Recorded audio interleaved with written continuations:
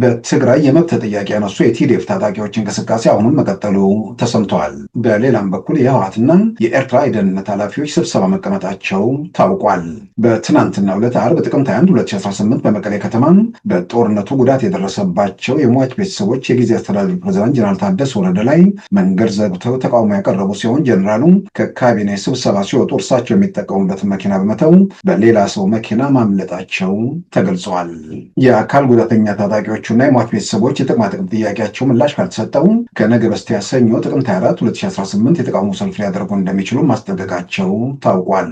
ሰኞ ጥቅምት 24 ቀን 2018 ዓ.ም ጦርነቱ የተጀመረበት 5ኛ ዓመት እንዲሁም የሰላም ስምምነቱ የተፈረመበት 3ኛ ዓመት እንደሆነም ይታወቃል።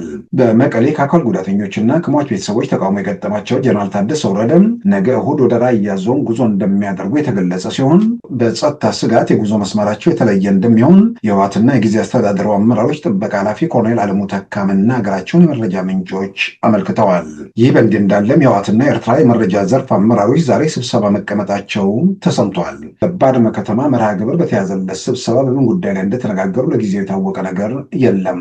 ከትግራይ የሰራዊት አዛዦች አንዱ ብርጋዴር ጀነራል ምግብ ኃይሌ ሐሙስ ዕለት አክሱም ከተማ ላይ ባደረጉት ንግግር ለኤርትራ መንግስት በይፋ የትብብር ጥሪ ማቅረባቸው ይታወሳል።